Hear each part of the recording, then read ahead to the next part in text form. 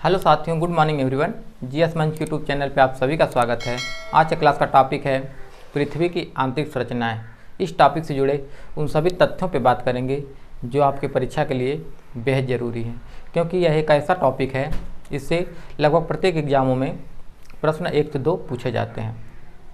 हम सभी जानते हैं पृथ्वी की उत्पत्ति आज से 5 अरब वर्ष पहले हुई, और जब पृथ्वी की उत्पत्ति हुई उससे करोड़ों वर्ष बाद पृथ्वी पे वायुमंडल का निर्माण हुआ और फलस्वरूप भारी वर्षा शुरू हुई, और वर्षा के फलस्वरूप धीरे धीरे पृथ्वी ठंडी हुई। और पृथ्वी का जो ऊपरी भाग जिसे हम भूपर्वटी कहते हैं वह तो ठंडी हो गई, लेकिन पृथ्वी का जो आंतरिक भाग है अभी भी गर्म और तरल अवस्था में है।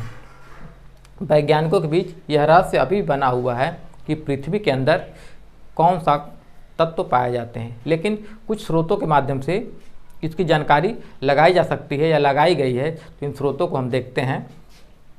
तो पृथ्वी की आंतरिक संरचनाओं को जानने के जो स्रोत हैं, पहला हम देखेंगे दाब, घनत्व, ताप, ज्वालामुखी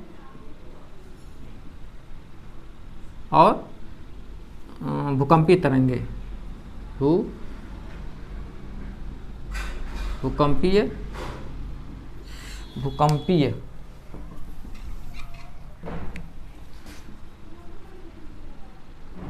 भूकंपीय तरंगे।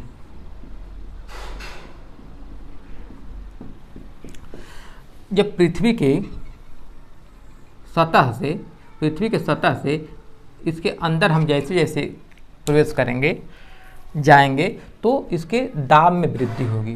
पृथ्वी के सतह से केंद्र की तरफ हम बढ़ेंगे तो इसके दाब में वृद्धि होगी, और जब दाब में वृद्धि होगी तो इसका घनत्व भी बढ़ेगा। जब दाब में वृद्धि होगी तो इससे घनत्व में भी वृद्धि होगी, और जब घनत्व में वृद्धि होगी तो इसका ताप अर्थात हीट भी अधिक होगा, ताप भी बढ़ेगा। आप देखें कि पृथ्वी के सतह जैसे हम केंद्र की तरफ बढ़ेंगे तो उसके दाब में वृद्धि होगी, और दाब में जब वृद्धि होगी तो उसके घनत्व में वृद्धि होगी, और जब घनत्व में वृद्धि होगी तो उसका हीट या ताप भी बढ़ेगा। तो घनत्व हम देखेंगे कि जब घनत्व को देख लेते हैं कि पृथ्वी का जो ऊपरी भाग भूपर्वटी है, पृथ्वी का जो ऊपरी भाग है इसे भूपर्वटी कहते हैं, भूपर्वटी क्रस्ट, और जो बीच वाला भाग है मेंटल कहलाता है, इसको मेंटल ही बोलते हैं, और जो तीसरा अंदर वाला भाग है कोर है, इसको क्रोड कहा जाता है, हिंदी में क्रोड कहते हैं। तो जो भूपर्वटी है यहाँ का घनत्व देखेंगे तो यहाँ का जो भूपर्वटी का जो औसत घनत्व है ये 2.7 ग्राम प्रति सेंटीमीटर क्यूब है। जो पृथ्वी के जो भूपर्वटी वाला पार्ट है यहाँ का जो औसत घनत्व है 2.7 ग्राम प्रति सेंटीमीटर क्यूब है, जबकि यदि हम कोर पे जाएंगे तो कोर का जो औसत घनत्व है यह 13 ग्राम प्रति सेंटीमीटर क्यूब है। यह भी लगभग में है। पृथ्वी का भूपर्वटी का जो औसत घनत्व है ये 2.7 ग्राम प्रति सेंटीमीटर क्यूब है, जबकि क्रोड का जो औसत घनत्व है 13 ग्राम प्रति सेंटीमीटर क्यूब है। जबकि पूरे पृथ्वी का देखेंगे तो पूरे पृथ्वी का जो औसत घनत्व है 5.5 ग्राम प्रति सेंटीमीटर क्यूब है। यह तीनों तथ्य इम्पॉर्टेंट है, तीनों से प्रश्न पूछे जाते हैं, आप ध्यान देंगे। अब हम ताप को देखेंगे तो हम पृथ्वी के सतह से जैसे जैसे केंद्र की तरफ बढ़ेंगे ताप में वृद्धि होती है, लेकिन जो ताप में वृद्धि होती है हर स्थान पे अलग अलग होती है, इसमें अंतर पाया जाता है। तो हम देखेंगे कि जो भूपर्वटी है, भूपर्वटी की बात करेंगे तो यदि प्रति 32 मीटर की गहराई पे हम जाते हैं, पृथ्वी के जो भूपर्वटी वाला पार्ट है वहाँ से हम प्रति 32 मीटर गहराई पे जाते हैं तो 1 डिग्री सेंटीग्रेड तापमान में वृद्धि होती है। और जैसे जैसे भूपर्वटी से हम नीचे मेंटल या आंतरिक क्रोड वाले भाग में जाएंगे तो कहीं पे 75 है, कहीं पे 50 है, कहीं पे 100 डिग्री सेंटीग्रेड के तापमान में वृद्धि होती है। तो इस तथ्य को भी याद रखेंगे, यहाँ से प्रश्न पूछा जा चुका है। अब हम आते हैं ज्वालामुखी पे। तो ज्वालामुखी प्रक्रिया द्वारा कैसे पृथ्वी के अंदर की तत्वों के बारे में जाना जा सकता है। तो जब ज्वालामुखी उद्गार होता है तो पृथ्वी का जो आंतरिक मैग्मा है वह पृथ्वी के सतह पे आके ठंडा होके लावा के रूप में निर्मित हो जाता है। और लावा जो पदार्थ है उससे भी यह जानकारी पता लगाया जा सकता है, जानकारी की जा सकती है कि पृथ्वी के आंतरिक भाग में क्या है। जो अंतिम है भूकंपी तरंगे, जो सबसे महत्वपूर्ण है। इससे जहाँ पे पृथ्वी के अंदर जहाँ भूकंप का केंद्र होता है, जब भूकंप वहाँ आता है तो उसके साथ पृथ्वी के चारों तरफ तरंगे चलती हैं और इन तरंगों के माध्यम से पृथ्वी के अंदर कौन सी खनिज या कौन से तत्व हैं इसके बारे में जानकारी प्राप्त की जा सकती है। तो मुख्य रूप से जो तरंगे भूकंपी तरंगे हैं पी है और एस है। तो जो पी तरंगे हैं जिसे प्राइमरी वेव्स या प्राथमिक तरंगे कहते हैं, प्राथमिक तरंगे, इसे अनुप्रस्थ भी कहा जाता है, अनुदैर्घ्य। जो प्राइमरी वेव्स है जिसे प्राथमिक या अनुदैर्घ्य तरंग कहते हैं। दूसरा जो है एस सेकेंडरी वेव्स जिसे द्वितीयक या अनुप्रस्थ तरंग कहते हैं, अनुप्रस्थ तरंग कहते हैं। इसकी विशेषता क्या है? तो जो प्राथमिक तरंग है, जो पी तरंगे हैं, जो ठोस भाग में इनकी गति क्या होती है? अधिक होती है। ठोस भाग में इनकी गति क्या होती है? अधिक होती है। और यस तरंगों की ठोस भाग में जो गति होती है इनकी भी अधिक होती है। तो हम देखें कि जो पी और यस तरंगे हैं इनकी ठोस भाग में जो स्पीड होती है, गति होती है, वो अधिक होती है। और जैसे ही यह तरल भाग में जाती हैं, जैसे ये तरल भाग में जाती हैं जो पी तरंगे, तो इनकी गति क्या हो जाती है? कम हो जाती है। इनकी गति क्या होती है? कम हो जाती है। और जो यस तरंगे हैं यह जैसे ही तरल भाग में जाएंगी इनकी जो गति हो जाती है यह शून्य हो जाती है। हम देखें कि जो प्राथमिक तरंगे हैं पी तरंगे, यह ठोस भाग में इनकी गति तो अच्छी है, ठीक है, तेज है, जबकि जैसे तरल भाग में जाती हैं इनकी गति कम हो जाती है। जबकि जो एस तरंगे हैं इनकी गति जो है ठोस भाग में अधिक है, जबकि जैसे ही तरल भाग आता है इनकी गति शून्य हो जाती है। और इनकी गति को देखेंगे तो जो पी तरंग है इनकी गति जो होती है 7 से 8 किलोमीटर प्रति सेकेंड होती है। जो पी तरंगे हैं, प्राथमिक तरंगे, इनकी जो गति होती है, जो औसत गति है 7 से 8 किलोमीटर प्रति सेकेंड होती है। और जो यस तरंगे हैं इनकी गति जो है 4 से 5 किलोमीटर प्रति सेकेंड होती है। ये औसत गति है। और देखेंगे पृथ्वी को घनत्व के आधार पे वैज्ञानिकों द्वारा मुख्य रूप से 3 भाग में बांटा गया है। पृथ्वी को घनत्व के आधार पे वैज्ञानिकों द्वारा 3 भागों में बांटा गया है और तीनों भाग में 2-2 भाग करके डिवाइड किया गया है। तो हम पहले भाग को देखेंगे भूपर्पटी। तो भूपर्पटी की औसत जो मोटाई है वह 35 किलोमीटर है। और यह मोटाई जो है जल भाग पे देखेंगे, जहाँ सागर भाग है वहाँ पे इसकी मोटाई जो है कम है, और जहाँ पे स्थल भाग है, जहाँ पे पर्वत है, पठार है, वहाँ पे इसकी मोटाई अधिक है। तो वैज्ञानिकों द्वारा भूपर्पटी को भी 2 भागों में बांटा गया है। किस घनत्व के आधार पे? किस आधार पे? घनत्व के आधार पे हम देख रहे हैं, घनत्व के आधार पे। तो भूपर्पटी का जो ऊपर वाला भाग है जिसे बाह्य भूपर्पटी कहा जाता है, और जो नीचे का भाग है उसे आंतरिक भूपर्पटी कहते हैं। तो जो बाह्य भूपर्पटी है इसका घनत्व कम है, और जो आंतरिक भूपर्पटी है इसका घनत्व अधिक है। और इसको लिथोस्फीयर कहा जाता है। इसको क्या कहा जाता है? भूपर्पटी को, पूरा भूपर्पटी को लिथोस्फीयर कहा जाता है। मेंटल में आएंगे तो मेंटल की जो मोटाई है 35 किलोमीटर से 2900 किलोमीटर है। मेंटल की जो मोटाई है यह 35 किलोमीटर से 2900 किलोमीटर है, और यह तरल अवस्था में है। जो मेंटल है यह तरल अवस्था में है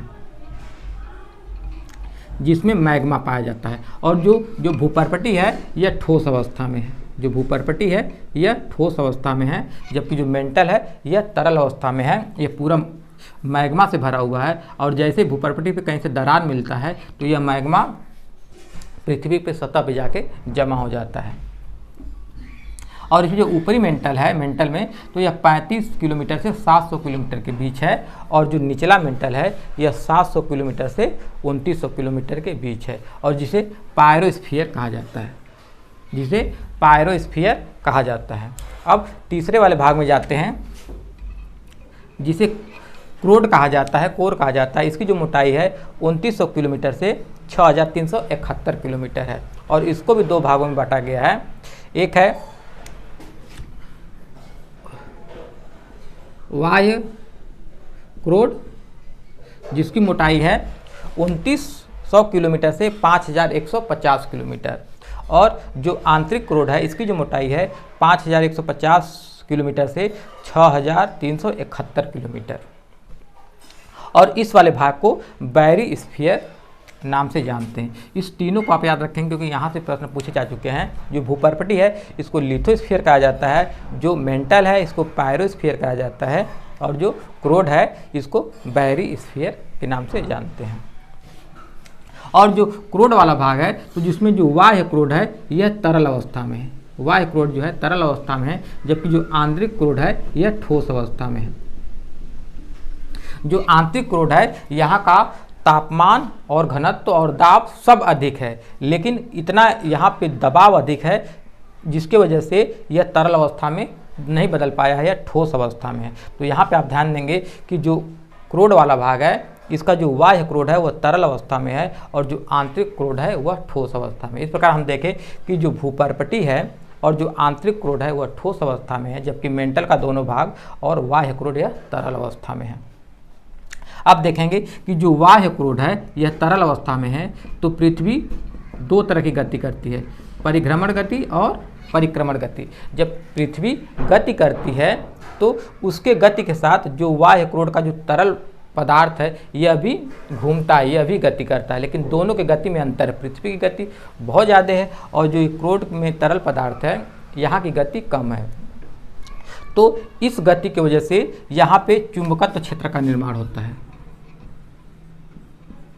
चुंबकत्व क्षेत्र, यहाँ से प्रश्न पूछा जा चुका है कि पृथ्वी के किस परत पे चुंबकत्व क्षेत्र पाया जाता है, तो हम ध्यान देंगे जो पृथ्वी का बाह्य क्रोड है तरल वाला भाग वहाँ पे चुंबकत्व क्षेत्र पाया जाता है। वेरी वेरी इंपॉर्टेंट है। अब देखेंगे कि जहाँ जहाँ पे यह घनत्व के आधार पे इसका डिवाइडर हुआ है, बंटवारा हुआ है, तो हम देखेंगे कि जहाँ जहाँ पे घनत्व में अंतर पाया जाता है उसे असंबद्धता बोलते हैं, उसे असंबद्धता बोलते हैं। असंबद्धता का अर्थ होता है संक्रमण क्षेत्र, संक्रमण क्षेत्र।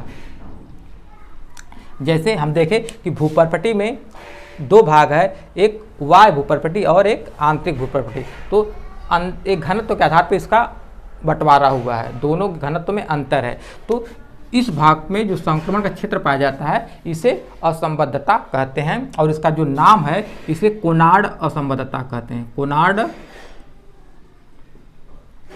असंबद्धता, कोनार्ड असंबद्धता। अब उसके नीचे आएंगे तो जो मेंटल का ऊपरी मेंटल है और भूपर्पटी का जो आंतरिक भूपर्पटी है इसके बीच में भी घनत्व का अंतर पाया जाता है, क्योंकि यह ठोस भाग है भूपर्पटी वाला और यहाँ पे तरल भाग है। तो इसके जो असंबद्धता वाला क्षेत्र है, जो घनत्व के अंतर वाला क्षेत्र है, इसे मोह असंबद्धता कहते हैं। मोह असंबद्धता।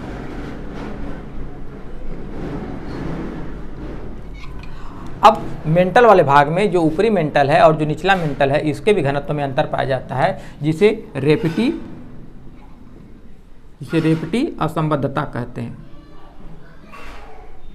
रेपटी असंबद्धता कहते हैं।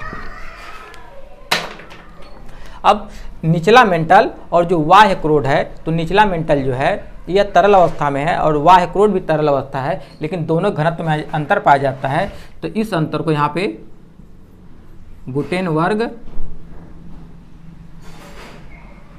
असंबद्धता कहते हैं। और जो अंतिम है जहाँ पे बाह्य क्रोड तरल पदार्थ और आंतरिक क्रोड ठोस पदार्थ के बीच में घनत्व का अंतर पाया जाता है, जिसे लेहमान असंबद्धता कहते हैं। इस क्रम को आप ध्यान देंगे कि यहाँ से प्रश्न पूछे जा चुके हैं और आगे भी पूछे जाने की बहुत ज़्यादा संभावना है। तो इसको एक ट्रिक के माध्यम से हम देख लेते हैं कि कोमा में रेखा मारे गुलाटी। कोमा में यह ट्रिक है, कोमा में रेखा मारे गुलाटी। तो क से कोनाड असंबद्धता, म से मोहो संबद्धता। तो कोमा हो गया रेपटी रेखा, रेखा से रेपटी असंबद्धता, और गुलाटी से तो गु से गुटेन वर्ग असंबद्धता, और ल से लेहमान असंबद्धता। इस क्रम को आप याद रखेंगे, यहाँ से प्रश्न पूछे जा चुके हैं। तो यह तो घनत्व के आधार पर हो गया इसका बंटवारा। अब एक ऑस्ट्रेलिया के वैज्ञानिक रहे हैं जिसका नाम है स्विस। ऑस्ट्रेलिया के एक वैज्ञानिक रहे हैं जिनका नाम है स्विस। इन्होंने रासायनिक संगठन के आधार पे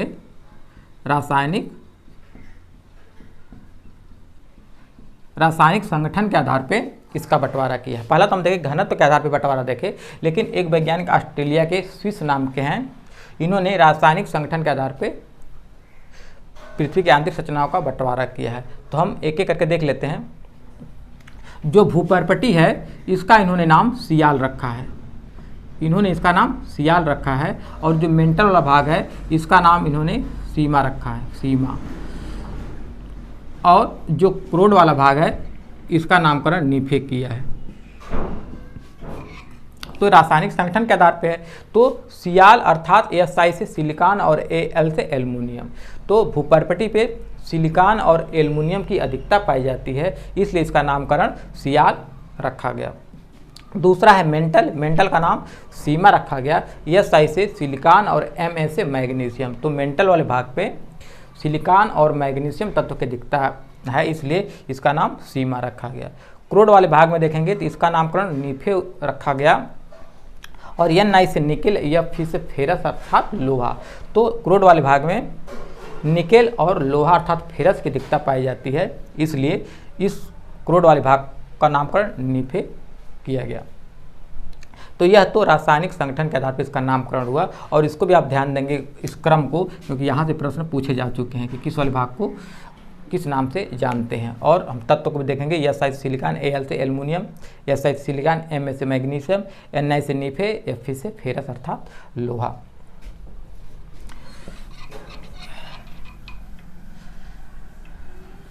और पृथ्वी की जो त्रिज्या है, जो पृथ्वी की त्रिज्या है लगभग 6371 किलोमीटर। पृथ्वी की जो त्रिज्या है वह है लगभग 6371 किलोमीटर। यह भी इंपॉर्टेंट क्वेश्चन यहाँ से प्रश्न पूछा जा चुका है।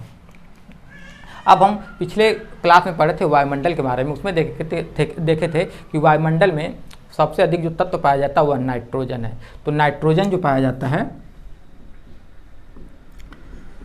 वायुमंडल में वह है 78%। और दूसरे नंबर पर क्या है ऑक्सीजन। ऑक्सीजन को देखे थे तो वह लगभग कितना है 21%। यह तो वायुमंडल की बात हो गई। किसकी बात हो गई? वायुमंडल। अब हम इसमें भूपर्पटी पृथ्वी पढ़ रहे हैं, तो भूपर्पटी में देखेंगे भूपर्पटी पे कौन सा तत्व सबसे अधिक पाया जाता है। तो भूपर्पटी पे ऑक्सीजन सबसे अधिक पाया जाता है 46.8%। और दूसरे नंबर पे सिलिकॉन है, दूसरे नंबर पे सिलिकॉन है, यह 27.7% पाया जाता है। जबकि संपूर्ण पृथ्वी की बात करेंगे, संपूर्ण पृथ्वी की बात करेंगे तो लोहा सबसे अधिक पाया जाता है, यह 35.5% है। और दूसरे नंबर पे ऑक्सीजन है, दूसरे नंबर पे ऑक्सीजन है, यह 30% पाया जाता है, यह 30% पाया जाता है। इन तीनों तथ्यों को ध्यान देंगे कि तीनों से प्रश्न पूछे गए हैं। उम्मीद करते हैं यह टॉपिक आपको अच्छी तरह समझ में आया होगा। इसी तरह आप GS मंच के ऑनलाइन प्लेटफॉर्म से जुड़े रहें। धन्यवाद।